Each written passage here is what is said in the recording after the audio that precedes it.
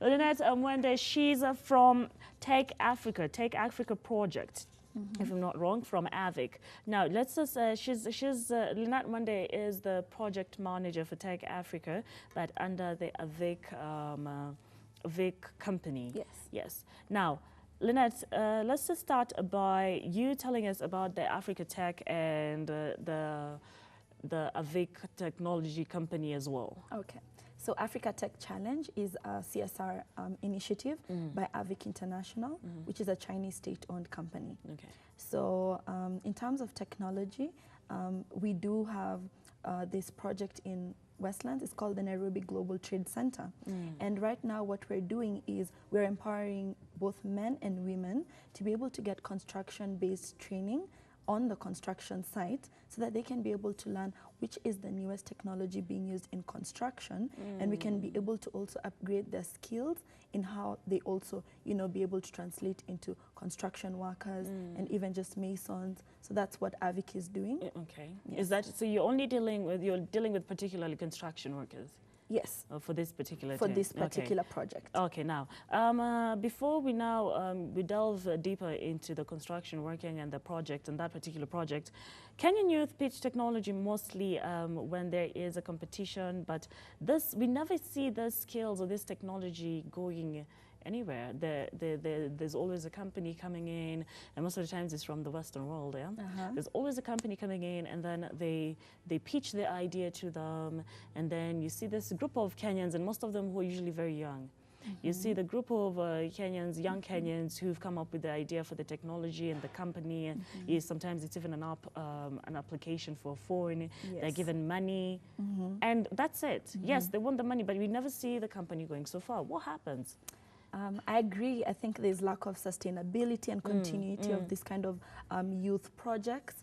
And I think also that means there's a problem with the link to the market, to the industry.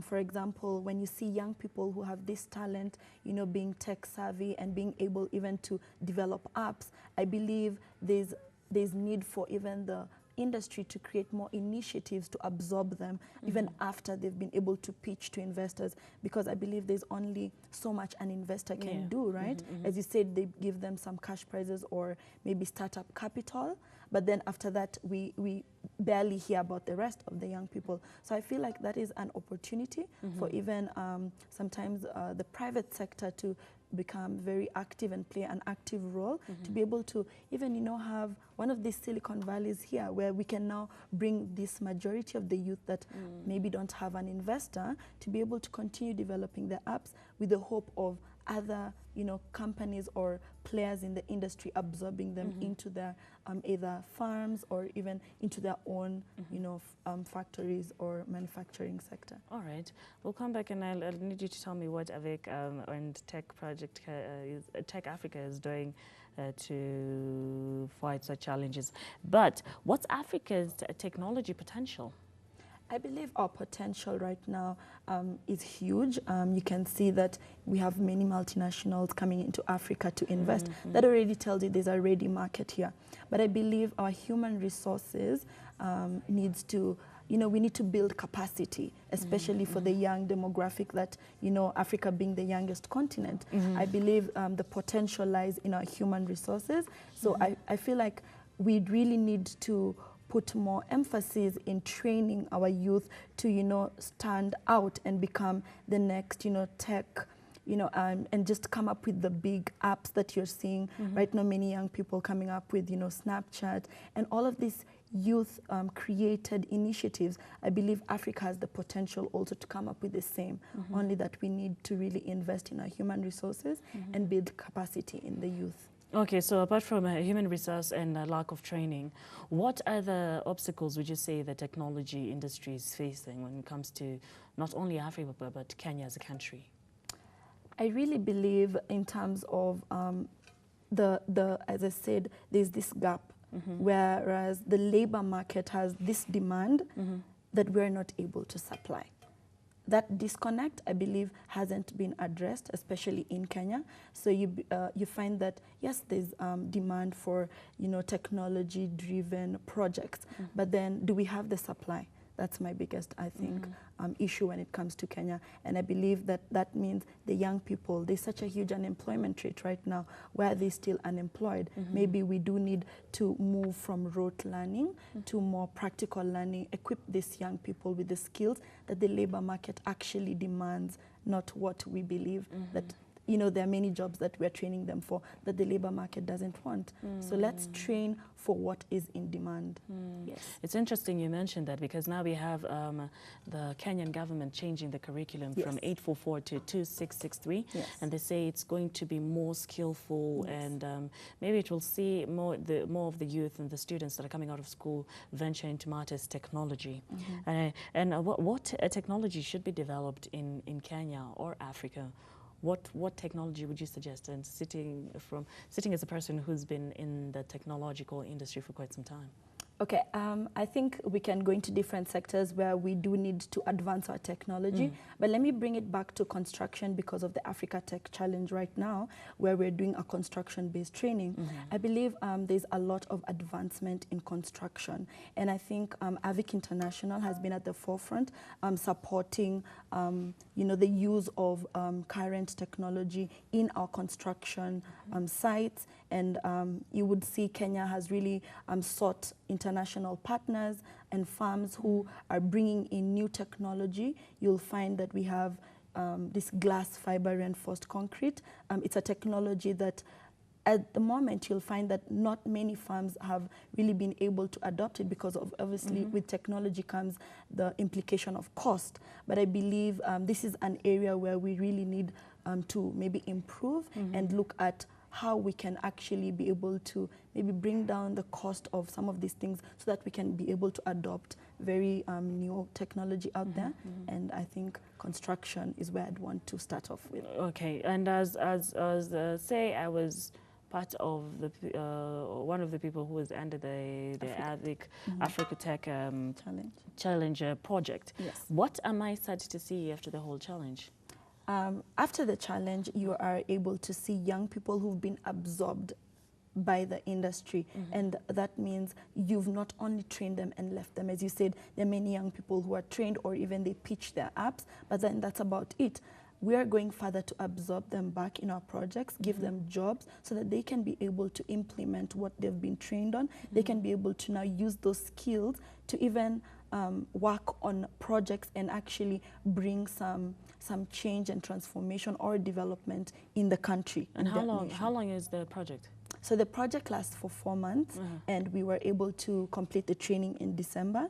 So what we did is we trained more than 100 young people from all over Kenya. And after that, we were able to do an elimination based on, you know, how they've been able to master the skills.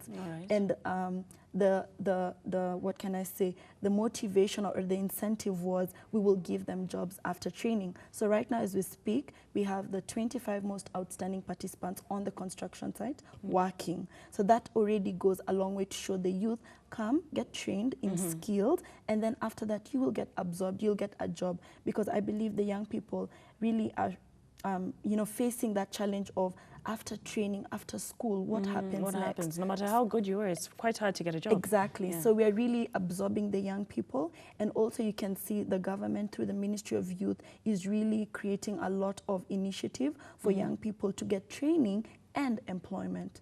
All right. Yes. And what criteria do you follow when you're picking up the different contestants?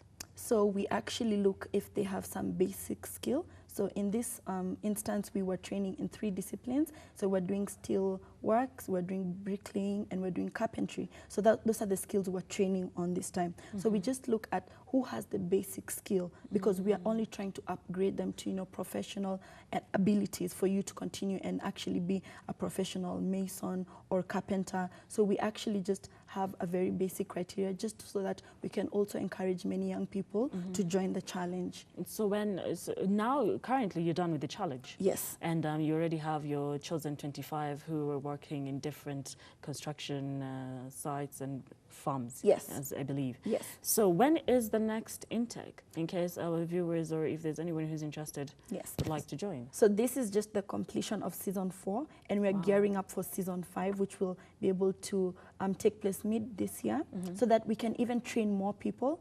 We're really big on social media because you find the young people, you know, there's an online community there where they're able to tell you, you know, we need training in this. Because since 2014, we've actually changed our training. We've done training in lathe machine. Now we're moving to masonry. So right now we're going to go back to social media, talk to the young people. What would you want to, you know, be trained on? Or let's see how we can even make this CSR program bigger and more beneficial. Is that how you guys found the loophole and got into construction? Do you actually have a conversation with the youth out there and then you decided, okay, fine, the youth are saying they need help in this, and that's how? Not really. AVIC has been in Kenya for more than 20 years, and we've been doing vocational training together with the Ministry of Education. So the TVET project has been ongoing since the year 2010. But then the construction has been, because the company is a diversified global group, so we've also diversified our projects, and what we're doing right now is doing a lot of community relations in each project. So TVET, we find young people and ask them, maybe, do you need jobs, do you need training? So we're able to interact with the community directly and see what is their need and meet them at their point of their need. So with our construction, as I said, we have the Nairobi Global Trade Center coming up in Westlands. So it's a huge construction site. What would be the best way to transfer knowledge? Through the development of skills among the youth. So we actually look at how we can really benefit our young people in each project differently. Okay. Now, and according to you, in reality, yeah, like real, yeah?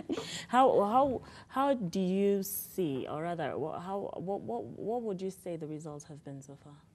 I honestly, as I said, reality check, the results have been really good because initially I think the young people had not used their voice, especially on social media, to talk about skills development. Right now when you go to social media, you find the young people talking about unemployment. They talk about these things that even 2 years ago, maybe it wasn't really much of a topic on social media, on Twitter. So I really believe our progress has been better than even our past years, and that means that I really feel that reality speaking, then we're getting better. All right. Well, that's quite something right there. Learning a lot about technology. And my last question to you, Nanette, do you think there's misuse of technology? Misuse of technology in terms of, especially with our youth. I mean, I don't think the word would be misuse.